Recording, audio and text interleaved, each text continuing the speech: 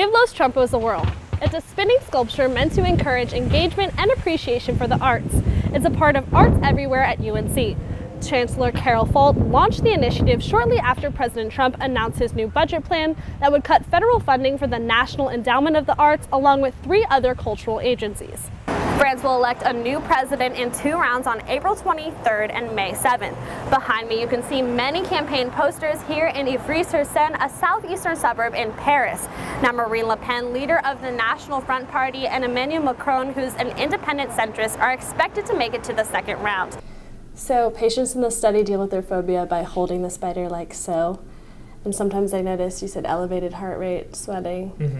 And they'll feel like they maybe want to back away, or they'll like pull their arms in, to protect themselves. Many refugees at La Linière camp come to Dunkirk at night to try to get on a ferry.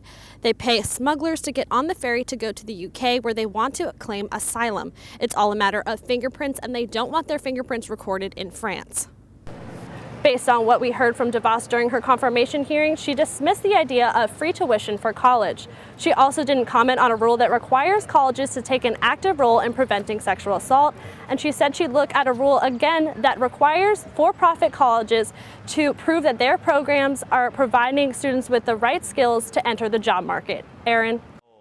Raise an eyebrow at these hairdos. Founder of Salon Donde Dorian, Dorian Carbonell, wants to shock you. He styles top music artists here in Havana, Cuba. Dorian cuts hair in a country cut off from outside influence for decades. It made it complicated for us to have access to other styles, to other tendencies, and the Cuban style comes from a little creating and looking for ways to make different things. His brother Damian Carbonell trades bright hair for bright ideas about how to expand the family business. Until recently, all businesses, even barbershops, were government-owned. Here in Cuba, it's taboo, or it was for a very long time taboo, to start a business, legal or illegal. It was understood that in order to be a good person, you had to work for the government. Change came in 2011 when the Communist Party set up 314 guidelines to allow small and medium-sized businesses to operate privately. Size matters to the Cuban government, and a national ban on advertising slows growth for businesses like Donde Dorian. Instead of ad campaigns lining the streets, you spot images of war heroes like Che Guevara, along with other political messages.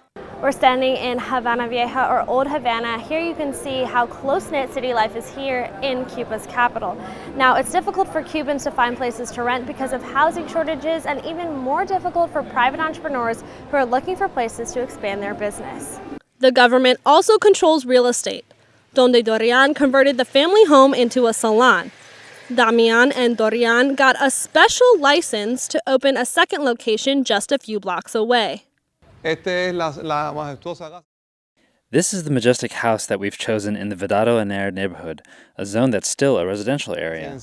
The new space will allow the brothers to open a school for stylists. But it goes beyond hairstyles and hairspray for the Carbonell brothers. It's about spreading individualism and the spirit of entrepreneurship to young people in a country so used to government control. Y me dijiste que tienes muchas metas. Now, you told me you have many goals for hairstyling and for your business. Do you know what the American dream is, and is there a similar Cuban dream as well? Sí, por supuesto, me parece que Yes, of course. It seems to me that for every young entrepreneur, if you don't achieve your goals in life, there's no motivation. To achieve growth for my business so that people recognize my name and to make a legacy out of my job, that is my dream.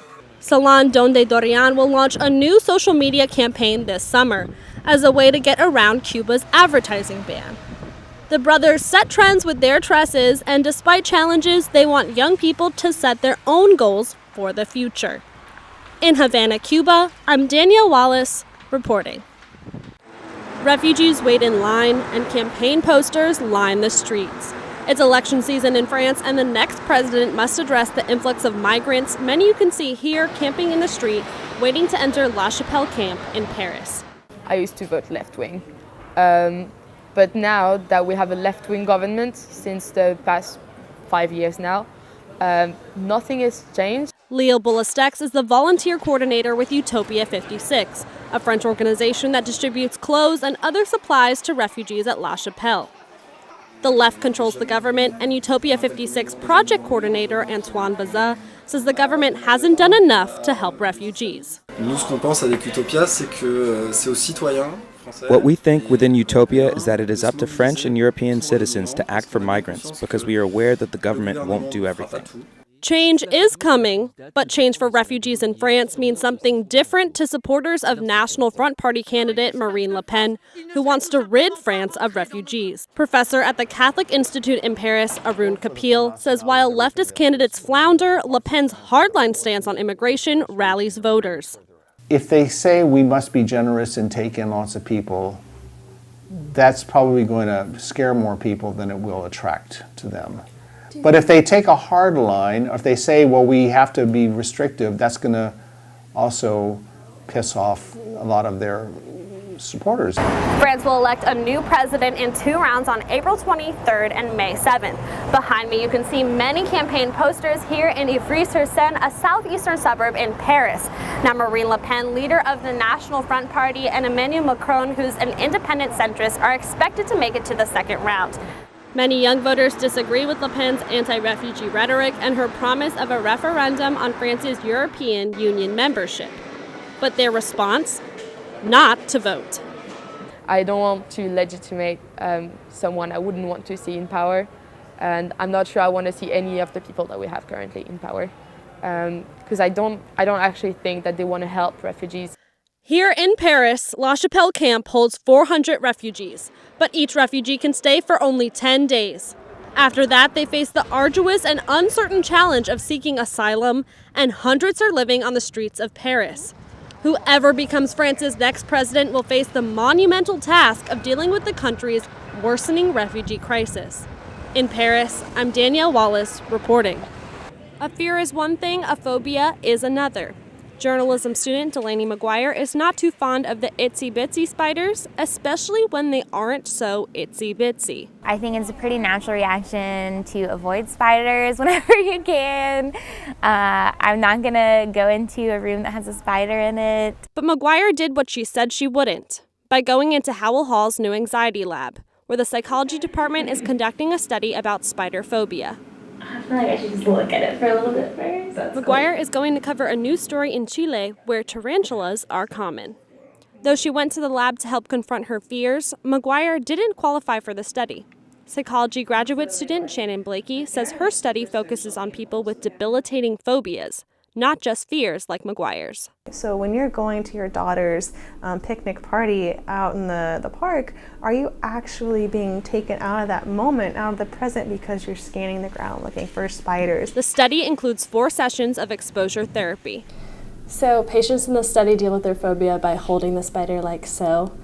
And sometimes I noticed you said elevated heart rate, sweating. And they'll feel like they maybe want to back away, or they'll like pull their arms in, to protect themselves. After a few minutes in the same room with the tarantula, McGuire saw that these crawlers aren't so creepy after all. Like, its little feet are tickling me. She should be fine in Chile. In Chapel Hill, I'm Danielle Wallace reporting.